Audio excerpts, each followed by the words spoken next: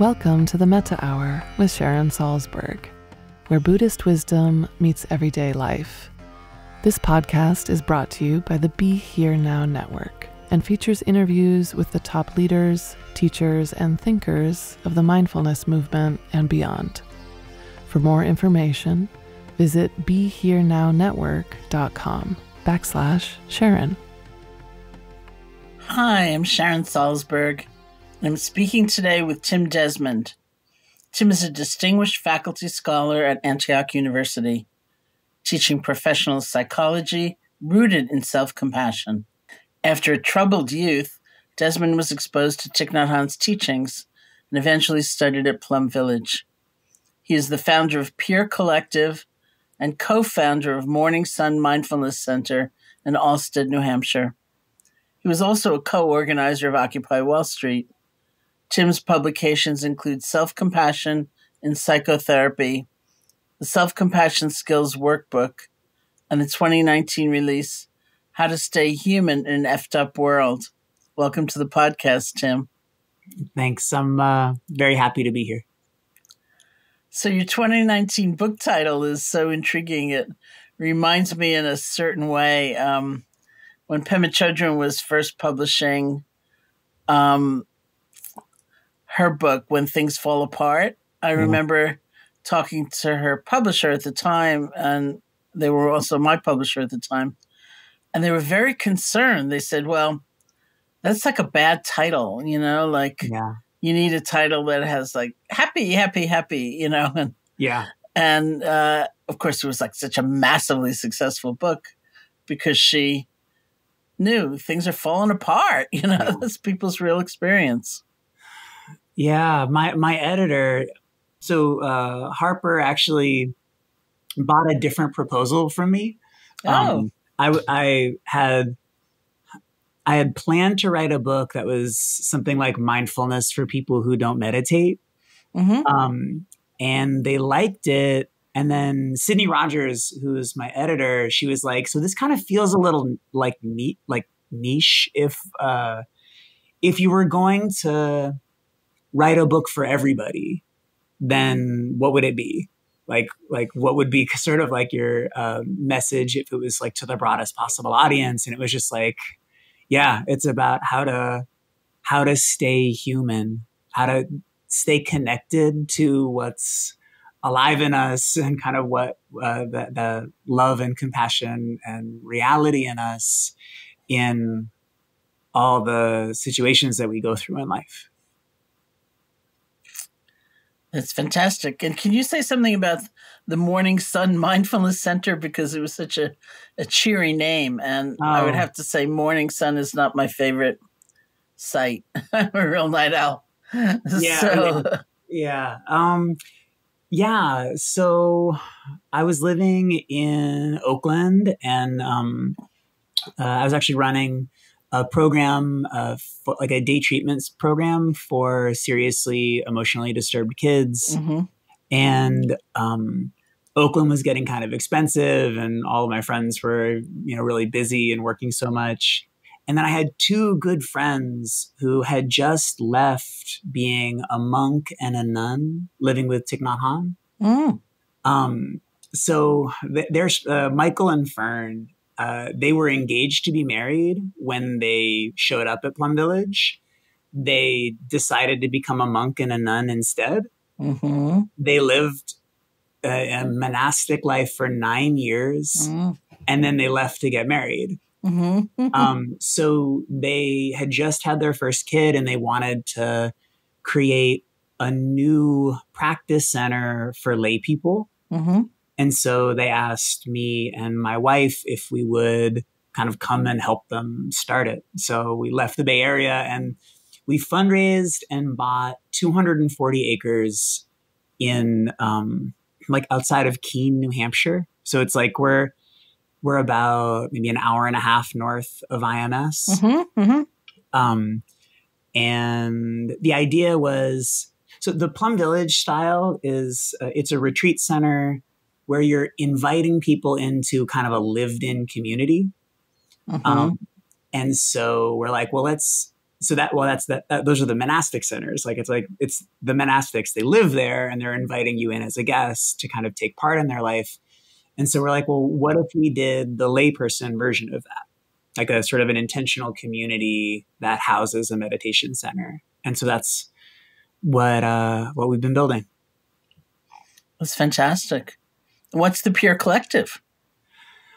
That's a long story. That's like, okay, so yeah, it's the idea of Pure Collective comes from a vision of anytime somebody is struggling, if you could just connect with a person who has exceptional empathy and compassion and presence, and if we could make that as easily accessible and affordable as possible, that's kind of what we built. There's sort of like a kind of a long story there, but ultimately it's online peer counseling with like really kind of carefully vetted people. And we're really we've developed this way of vetting people in terms of their capacity to be compassionately present when someone is in a lot of suffering. Mm-hmm.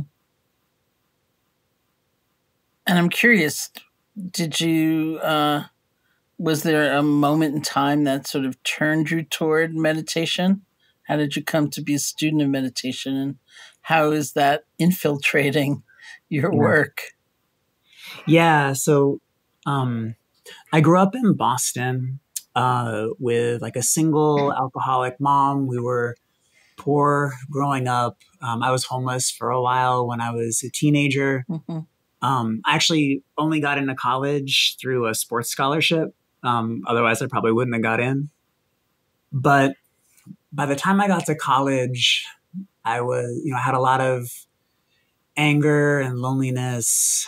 And it was actually in a political science class that I was assigned a book by Thich Nhat Hanh. Mm.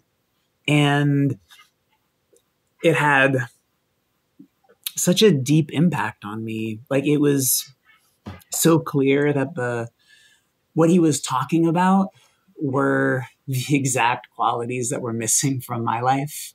That type of confidence and presence and compassion and love. It was like, that's what I want for me.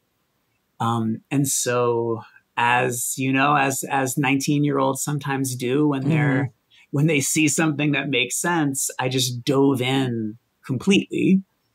And so really for the next 10 years of my life after college, I was kind of going back and forth between whatever large grassroots demonstrations were happening. So the WTO movement, the Iraq War, through Occupy Wall Street. And I would be involved with helping to organize whatever large demonstrations are happening. And then as soon as those were over, I'd go back to Plum Village or whatever monastery Thich Nhat Hanh was at and just follow him around. And I've spent about 10 years like that, just kind of just like chasing Thich Nhat Hanh around in his kind of never-ending tour. And then whenever there was, some grassroots demonstrations happening, I'd leave and go help. And then what happened was, and then how that led to clinical psychology. I remember I was on a 3-month retreat with Thich Nhat Hanh at Deer Park Monastery outside of San Diego. And I just kind of remember being like, I need a way to earn some money because I've been living on next to nothing and like sleeping on people's couches. And so I basically decided to do grad school for clinical psychology as a way that kind of felt like maybe it would be an extension of what I was really interested in. So there were a lot of ways in which the field of clinical psych didn't fit well with my background in meditation, in some ways that it did. And I think probably the biggest one is really a fascination with the research around what drives outcome in mental health. Just like the question of what's the active ingredient that transforms suffering? Like Thich Nhat will always talk about, compassionate presence is the energy that transforms suffering. And that, when you kind of wade through all the statistical analysis in clinical psych, again, it comes down to the personal qualities of the provider, like empathy and warmth and alliance building. And what they call common factors, because it's like the one thing that all these different schools of therapy can agree are important. And so, like, what my life has been about in a lot of ways is like teaching meditation as a way of helping people to develop compassionate presence in themselves. And then peer collective as a way of trying to create a resource. Because for so many of us, and especially when people are going through something really intense, it's really hard to do that for yourself. It's like especially people who haven't had years of training in a monastery, to be able to bring that kind of compassionate presence to really intense suffering. That's really what kind of drove me to want to create a service like this. That's wonderful. And I do think I'm intrigued about the self-compassion part of it. And part of what came up in my mind was actually something I talk about sometimes when I wrote a book called Faith, which was about like my own faith journey. And it came out like 18 years ago or something like that. And in the book, I talk about a conversation I was having in New York City with a psychiatrist friend of mine. And the conversation was about what's the single most healing element in the psychotherapeutic relationship. And he said love. He said, if you put any good therapist up against the wall, they'd have to say love. And what I said was, well, for all we know, the single most healing element in the psychotherapeutic relationship is the fact that someone showed up for their appointment. Which is like the self-compassion part. It's like something gets us out of bed. It has us try. It has us willing to be different, take some risks. And that's what I was calling faith as I was working on the book. And so then the book came out on my birthday. And I saw the psychiatrist in the room as I was preparing to read. So I read that passage about that conversation. And he came up to me afterwards to get his book signed. And he said, I've been thinking about what you said. And it's not faith, it's love. You were wrong. So I took his book and I wrote in like giant letters, it's love, exclamation point, exclamation point. And then somebody gave me a birthday party and he came to the birthday party. So he came up to me at the end of that part of the evening and he said, I've been thinking about it all night and you were right. I was wrong. So I said, give me back the book. I'll re-sign it. And so, of course, this is not just one thing in that singular sense, but I think there is such a lot involved in the fact that we show up, unless it's like a court mandated date with a therapist or something. But even in court mandated, like in the clinical literature, we call it expectancy, right? And it's, so one of the things that I love about peer collective is it really comes down to faith and love. Like I can talk with you about how we vet people, because I think it's kind of fascinating how you actually like do that. But when we're training people, we're basically what we say is whatever you do. So your first responsibility is to try to understand and love the person who's coming to you for help. Like that's basic. Just try to understand and try to see the beauty in that person. And then whatever you're going to offer, the most important thing is that it makes sense to you and it makes sense to them. And so we don't have like manualized treatments or that kind of thing. And we offer people a lot of different resources to kind of continue to learn about. And, this is one way to do it. And this is another way to do it. But the way that you should do it is the way that makes sense to you, because that's what instills faith. actually that's one of the factors that we look at is sort of, when we're kind of assessing people, is that ability to believe that healing is possible. Mm-hmm. Or, and like, cause in the, in the beginning of the Metta Sutta, there's that thing about like, needing to, you sort of remind yourself of the benefits of loving kindness mm-hmm. and the dangers of hatred, and remind yourself that you also have this Buddha nature. Yeah. And so it's like, before we're going to practice anything, we need to be connected with, well, why is it worth doing? And then a belief that it's possible. Mm-hmm. Yeah. So I fully I think that faith and love are wonderful things to be dedicating our lives to. And I'm thinking, about just the power of knowledge. Like, if I was an individual, and granted, it's very hard to have like a completely loving presence in the face of intense suffering.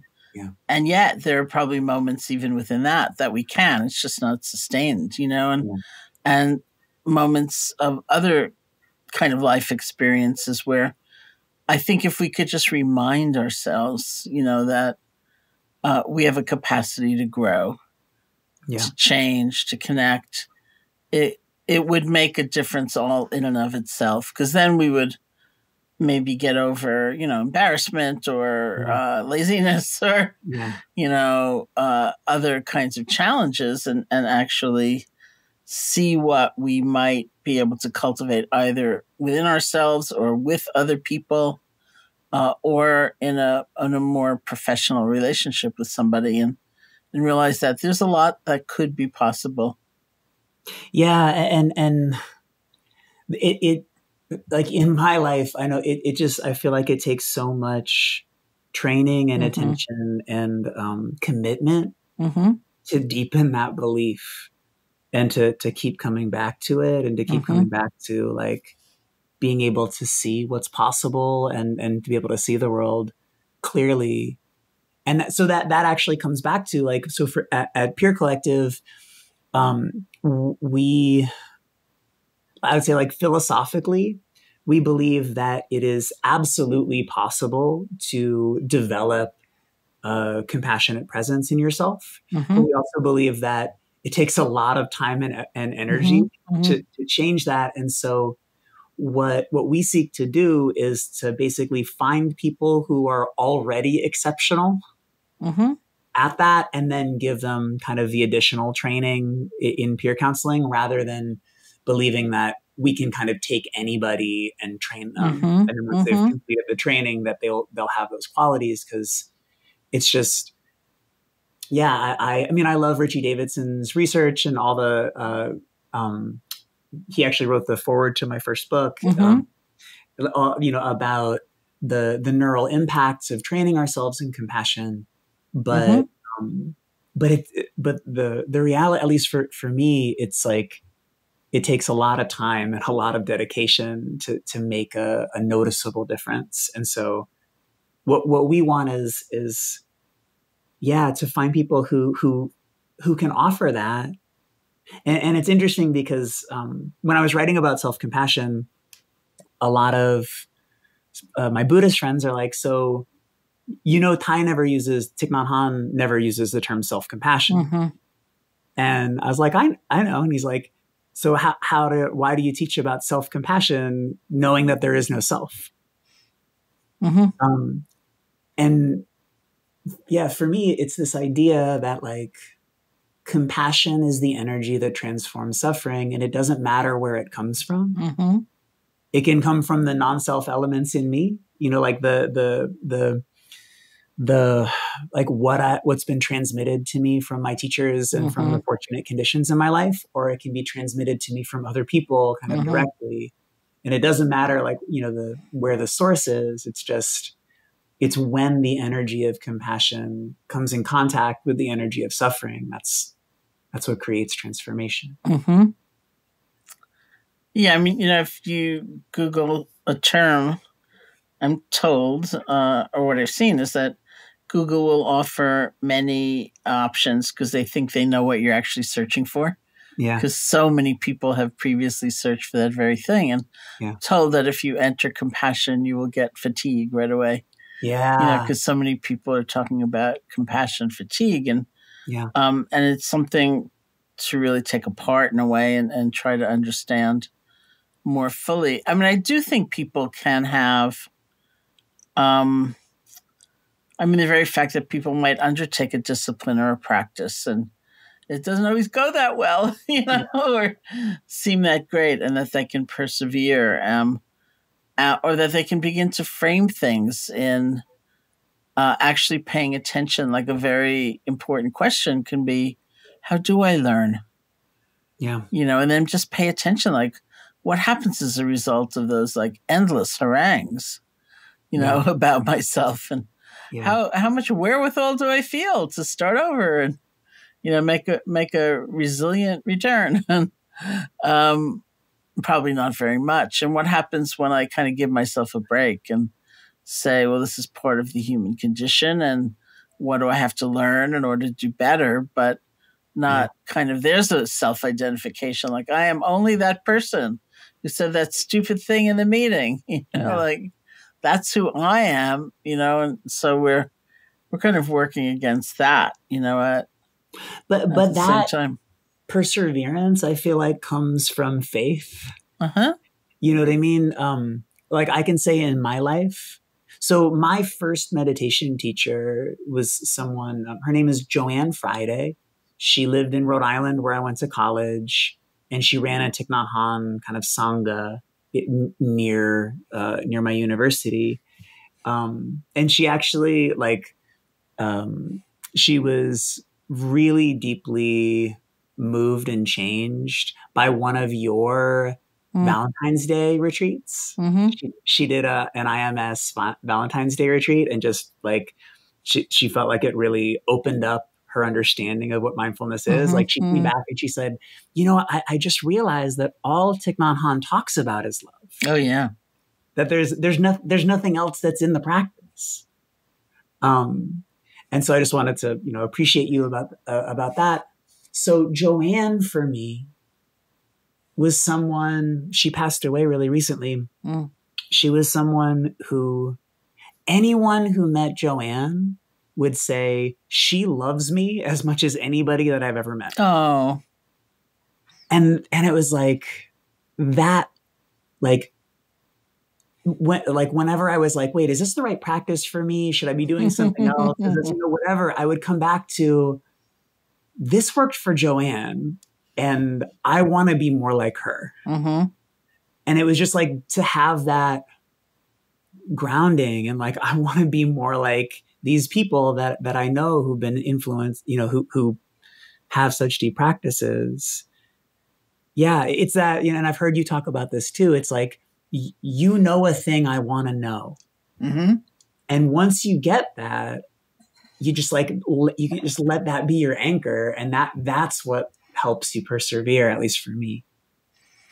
Well, you're actually reminding me of this time in 1979 when the Dalai Lama came to visit here. I'm talking to you from Barre, Mass.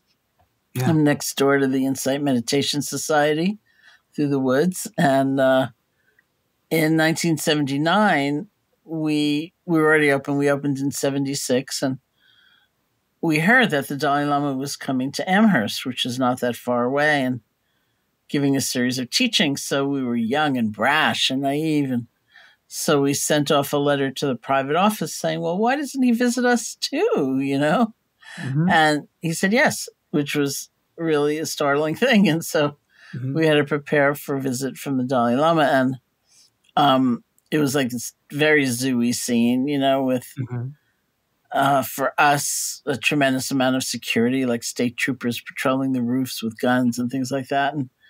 And the Dalai Lama came, and we gave him a tour, and we had lunch, did these various things. And then we had a retreat that was ongoing. So he went into the meditation hall to give a talk, and he gave the talk. And at the end of the talk, they asked for questions, and somebody raised his hand. So he'd been meditating for about 2 weeks, this young man at this point. intensively. And he said, I've decided that this just isn't going to work for me. Like nothing's going to work for me. Yeah. I just don't have a capacity. I don't have it inside in order to change and to understand things more and so on. And the Dalai Lama, there is a particular look he gets on his face when he's thinking, what are you talking about? And he had that look, and this was his first trip, I believe, to North America. And he just looked at him and said, well, you're wrong. You're just wrong. Yeah. Which was a little terse, but actually was useful. The kid, he liked it. In the end, I talked to him, of course, afterwards. But,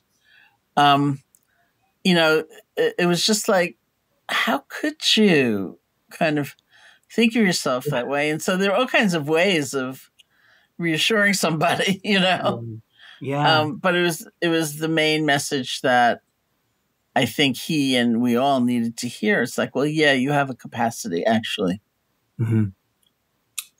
Yeah. I think that's like often when mindfulness and compassion and things like that are translated into the clinical psychology world, sometimes that the element of faith ends up can be missing. Like it's not like what you were saying. I feel like sometimes clinical psychologists can know about the optimism and like that understanding of like faith broadly speaking,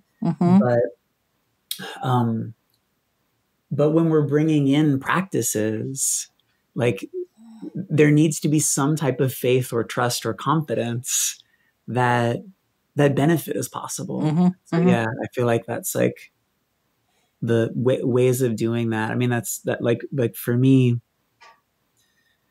it's like, how can we keep in touch with the Buddha nature that's in people?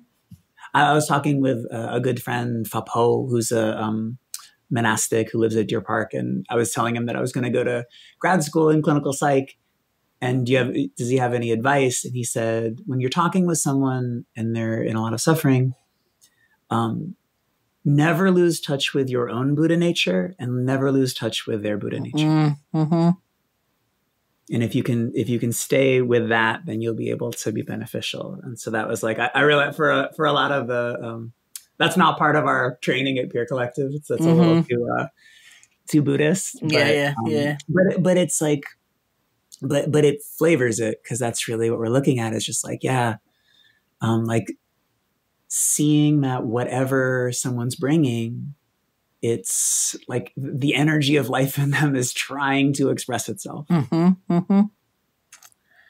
this brings me to our time, which is so intense. And maybe, part of what brings people is this kind of faith or this openness to the possibility of their own capacity. And part of what is bringing people to seek help of all kinds, for anxiety, for depression, is just this deep yearning to feel better. It feels so bad, and it's gone on for so long. And people who might have poo-pooed certain tools or psychotherapy or whatever, hopefully are more willing to seek help, because that impetus can also be channeled. Yeah. I mean, I think like, that's the gift of suffering, right? Like that's the, Thich Nhat Hanh talk about it. It's the compost from which flower, like if you don't have compost, you can't have flowers. Yeah. And it's this idea that like life gives you garbage, and if you don't know what you're doing, the garbage is just going to fester and stink and ruin your life. But if you have some skillfulness, you can turn garbage into compost. And then that compost can become flowers. And this idea that like any positive quality that we have, like any patience or compassion or love, is there because we know suffering, because we've experienced suffering. And like, so being able to see like anything like, so my mom would be fine with me saying, she's been in AA for, more than 30 years. And, there's like this, and, I grew up kind of going to AA meetings with her and going to Al-Anon and all that kind of stuff. And, there's this like gratitude for being an alcoholic in the sense of like, cause it brought me to recovery. Mm-hmm, mm-hmm. And it's like being able to see that, like, obviously there's a huge voice in my mind that's like, hey, you know what? The world would be much better if there weren't any suffering. Mm-hmm. Like, that's like in many ways, that's like kind of what the human mind is all about, is like coming up with ideas about how to reduce suffering. Mm-hmm. It's like this idea factory for like, hey, you know what would create less suffering? Try this. You know what would create more joy? Try this. And then at the same time, recognizing that a world without suffering would also be a world without any of the things that we feel like are beautiful and virtuous. And so like seeing the suffering in our world right now and seeing that as like this invitation to be able to turn toward healing mm-hmm. and connection. And I guess that's at least my hope for it. Well, I mean, certainly otherwise we're like stuck, and it is so painful. And I think, some of what you're saying, I think really depends on one's understanding of compassion, because it's so deep and so subtle and so powerful. I mean, obviously your life as an activist is about trying to reduce suffering. Yeah. But I think, and that's the thing that I love. I think that acting to reduce suffering is like what makes us human. Mm-hmm. Like, one thing that I like to bring up when I'm teaching meditation is teaching, the metta phrases alongside the 5 remembrances. Mm-hmm. So the way that Thich Nhat Hanh translates the 5 remembrances, I've sort of put them together in the sense that, I am of the nature to grow old and have ill health, and yet may I be healthy. Mm-hmm.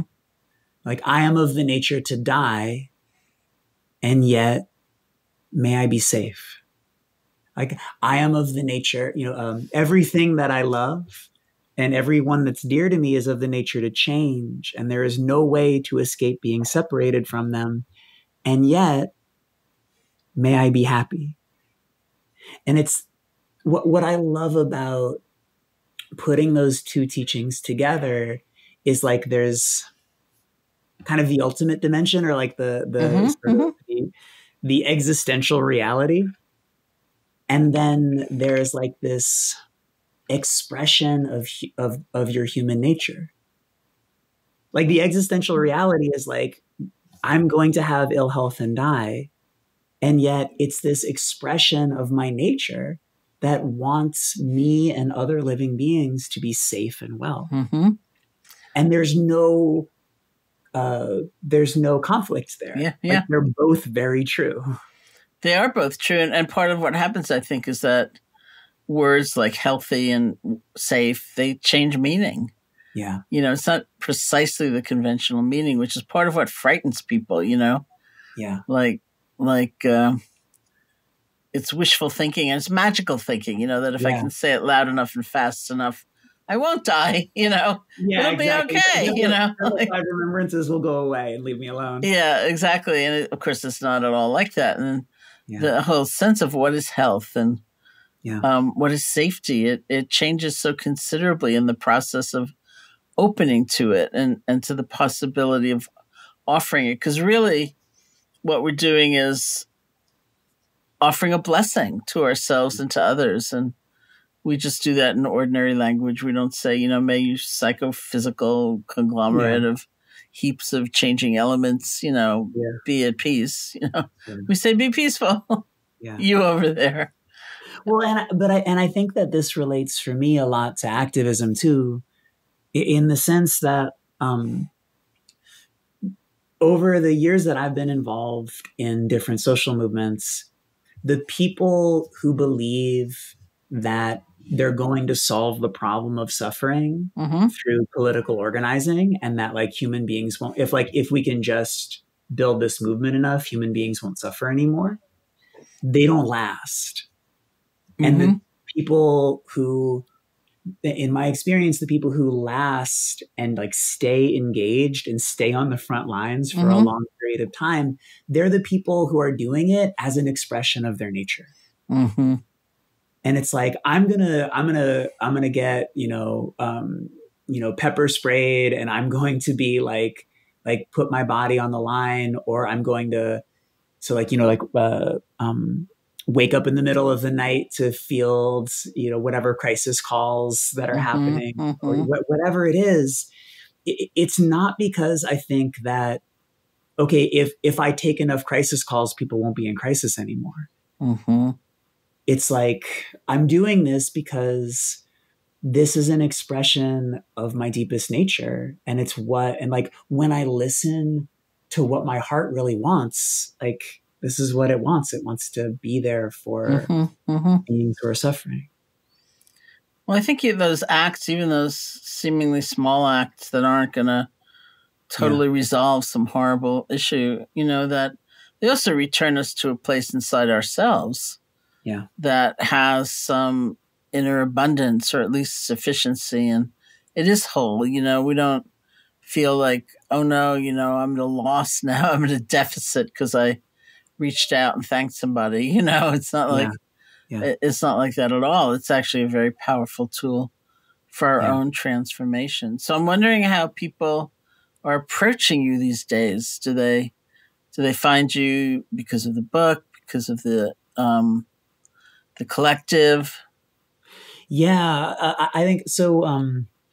I still do teaching, and I'll lead retreats here and there, but so much of what I'm focused on right now is peer collective. And it's really this idea of, I just want compassion. I want compassionate presence to be readily available to people who are suffering. And so we've developed this way of basically, myself and Bruce Wampold, who's a clinical psychology or counseling psychology researcher, developed this kind of assessment process. And basically what happens is we use it to identify non-professionals, just people who have exceptional capacity for providing emotional support. And the idea the interesting part for me is it's based on the idea that compassion and emotional intelligence are contextual. And so specifically what we're trying to do is measure warmth and understanding and empathy and the ability to build and repair alliances in the context of trying to support someone who's suffering. So we have this series, when people are applying, they go through a series of simulations of all of these really kind of challenging moments that they might face as a peer counselor. And there's like a real variety of them. The first one is someone who says like, so you're acting really friendly, but you're paid to be nice. So it feels phony. And then they respond. We take a video of them responding to all these different prompts like that. But the thing that has been really interesting for me is like, we know that some people have a lot of emotional intelligence, like at a cocktail party. They're really good at like making friends and, having witty remarks, and they have like a lot of awareness there. But if you're going through a divorce, they're not the person you want to talk to.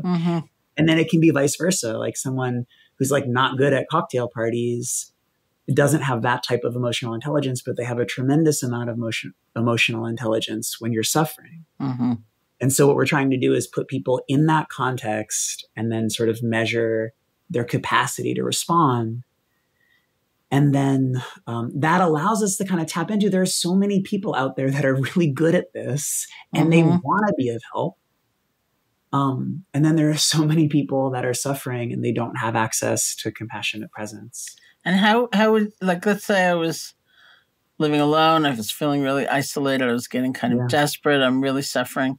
How do I find this person that you have trained? Yeah, so you probably, most people right now are finding us. You go on the internet and you type like anything from like I'm depressed, or like talk to someone about anxiety or whatever, and then you find Peer Collective. You just go to Peer and you end up on peercollective.com, and you're able to connect with somebody. A 30-minute session is $14 and a 60-minute session is $28. And so we do that basically because we want to provide a living wage to people who are like in the care. Well, the phrase that I really liked recently is the caring economy. Oh, that's very nice. Yeah. So like we want to develop. What's that? It's like people like Ai-jen Poo who are organizing domestic workers who are caregivers. Yeah. So we want to support the caring economy with real living wage jobs. And at the same time, we want to make it as easy and affordable as possible for people to get help. And so then what you do is you would answer a couple of questions about yourself, a couple of questions about the type of person that you believe, again, that you would have faith in, that might be good for you. And then you'd choose a peer counselor, and you can often talk to somebody within the hour. Do you have other sources of funding that are? We have a handful. We have like a little bit of investment, but yeah. So we have a little bit of investment. If anybody wants to help grow this, one thing that I'm really excited about, we've had so many teenagers trying to use Peer Collective, and so we're offering them each like one free session, but we don't have enough money to kind of make it available. So we'd like to put together like a scholarship fund specifically for teenagers, because we're finding so many teenagers reaching out to us. So that's one thing that I'm kind of like hoping for in the next few months. You know, what you're reminding me of is actually a conversation I had with Tim DeChristopher on this very podcast some years ago, where he's an environmental activist, and he ended up in jail for a couple of years after an act of nonviolent civil disobedience, where he actually, I forget exactly the circumstance, but something like he bid on some land in a government auction that he actually didn't have money to pay for, but he bid on it to keep it from being, drilled for oil. And so nobody thought he was going to actually get jail time, and he ended up going to prison for 2 years. So, and I was sort of following him on the internet and just reading about his case. And when he left prison, he went to Harvard Divinity School. So I was naturally very interested in him. Who are you? And I think he was just about to graduate when we did the podcast together, or maybe he'd taken a leave for a while and was then going to go back and finish, something like that. And anyway, we did the podcast. In the course of it, we got into this conversation about, like, what if you were the person who was directly harmed by somebody? You know, what if you have really been in that situation? And we flipped into this part of the conversation where we were both agreeing, like, well, you know, maybe your job in that moment is to survive or to grieve. It's not actually to be cultivating compassion per se for this other person. And feel the pressure of that, you know, is so unfair. And then Tim said, that's why we need a compassion core. Because maybe you, the person who has been so directly harmed, can't do it. You shouldn't be asked to do it. But maybe someone can. And that this too will bring about a kind of healing in the world, because it's also, in a way, it's necessary. Yeah, that's really what we're trying to do with Peer Collective, is this thing of like, if we can so that's in order to be on the platform, somebody needs to be able to be a kind of exceptional at all of these different scenarios of being able to have openness and presence and compassion. For someone who is really angry, someone who's really sad, someone who's, just basically who's in a crisis of faith, who's saying like, how the fuck can you help me? So like how can you help me? And yeah, just like trying to grow that energy and like make it available in the world. Yeah, that's I think that's a really beautiful vision. Yeah, it's tremendous, and it sounds like it's very compatible with what you're bringing into the world. So let me just segue for a minute before I ask you to lead a sitting to the book. Oh yeah, your most recent book, which I think is interesting to talk about. Yeah. Do you want to tell us what's in it? Yeah, God. When my son was about 2 years old, my wife, Annie, was diagnosed with stage 4 colon cancer. And then she lived about 3 years and she passed away about 2 years ago. And I was writing this book during that as like a way of anchoring myself in practice. And so really it was like I heard you talking about like you were finishing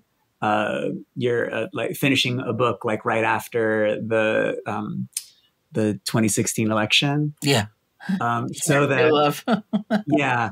So the combination for me of the I don't know, like the despair in the political world and the sort of just what we sometimes call it like the long crisis or the long emergency in my own life of like 3 years, like just like someone going through terminal cancer for 3 years and raising a young child. And it was just like, okay, so I came to practice with Thich Nhat Hanh having overcome a lot of difficult situations. But then for a lot of my 20s, kind of getting into my 30s, I wasn't like, I was kind of giving a lot and I wasn't all that challenged. Like I was spending a lot of time in monasteries and then, I'd go to jail, but it wasn't like I'd be out in a couple of days, at whatever demonstration I'm at. And it never really felt like a trying to my practice. And then it was like, okay, so how do I take what I've learned in the transmissions from Thich Nhat Hanh and my teachers, and how do I apply it to the kind of the depth of challenge that's happening personally and politically. And the book is just kind of a reflection on that of like, let's figure out how to apply practice even when everything is falling apart. Yeah. So that sounds like the book for our time, actually. Yeah. Thanks. I mean, it's really, and it's also very, kind of wonderful that you were that open and that vulnerable in that time. It's very hard in the midst of a really traumatic situation, first of all, to reach for those tools and to use them, and then to be able to describe it it's a really tough thing. Yeah, I think there's time. I don't know that I would have been able to stay anchored in my practice if I wasn't. Like I don't know if you feel like this, but I feel like sometimes teaching is one of the best ways to be like, you got to practice because you're going to be teaching. Yeah. And in a very active teaching, it just like reaches the best part of you, Yeah. So I think it was like that. It was like, I need to turn this into teachings because I don't want to there's a danger in just sort of not trying to apply my practice. So are those the kind of tools that you're also offering to people as they reach out for help? The same ones that you used?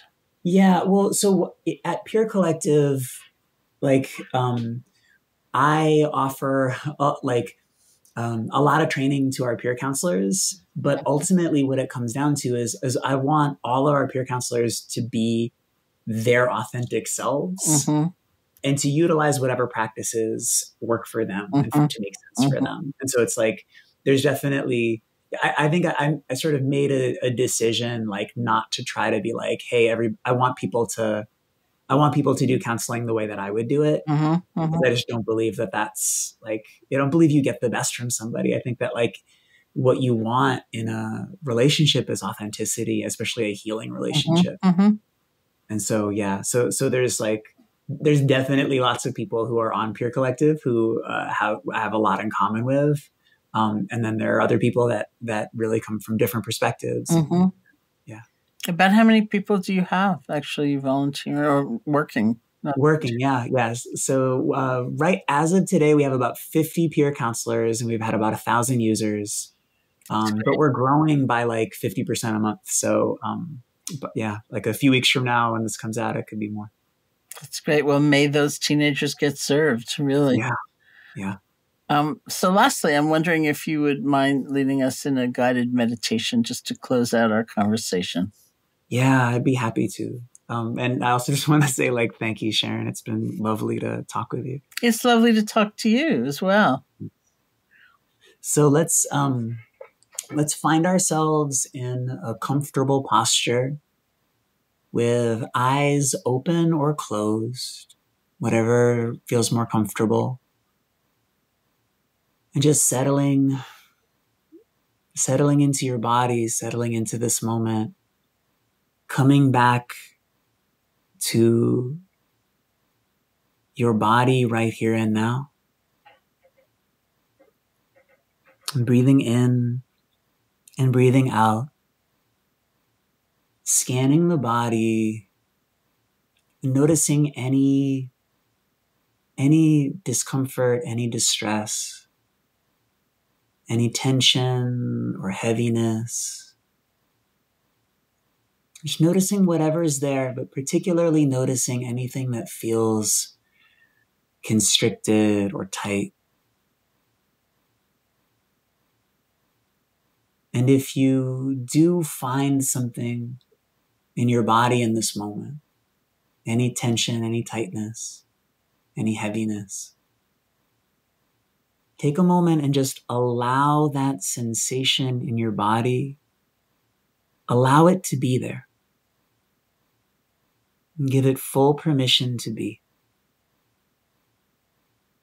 And saying to yourself, I am allowed to feel this.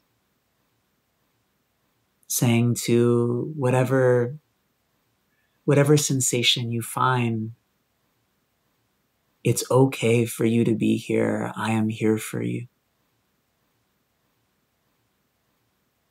You can stay or go however you want.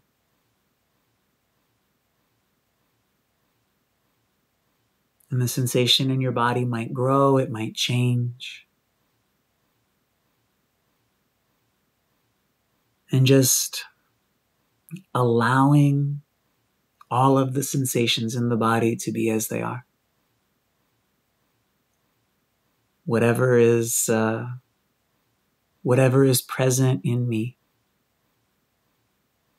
saying, you're welcome to stay. I'm here for you. And then listening and noticing that whatever fear, whatever frustration, whatever distress might be present, noticing that this experience is made out of a desire for wellness and to avoid suffering.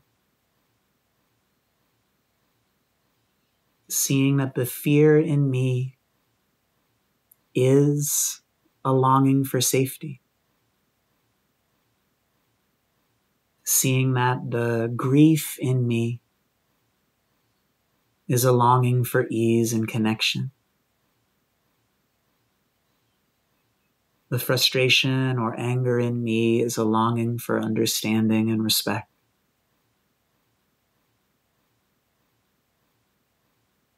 And seeing these longings, these wishes that are present, just agreeing with them and being on their side. If there's a longing in me for safety, saying, yes, I too want you to be safe. And if there's a longing for ease or connection, saying, yes, I too want you to have ease and connection. And if there's a longing for understanding and respect, saying, yes, I too want you to feel understood and respected.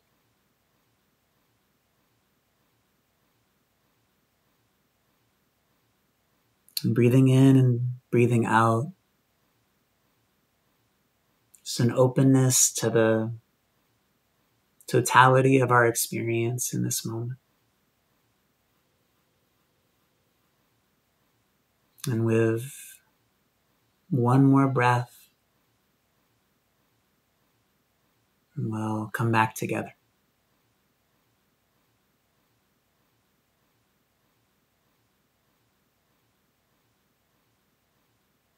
Wow, thank you so much for that and for joining me today. To learn more about Tim's work, you can visit timdesmond.net, it's TIMDESMOND.net, or peercollective.com, peercollective.com. And a big thank you to all of you who are listening. This has been the Metta Hour podcast from the Be Here Now Network. May you be safe, be happy, be healthy, and may you live with ease. Hey folks, thanks for listening. To learn more about Sharon and her ongoing teaching schedule, as well as online courses and a free guided meditation, check out her website at SharonSalzberg.com.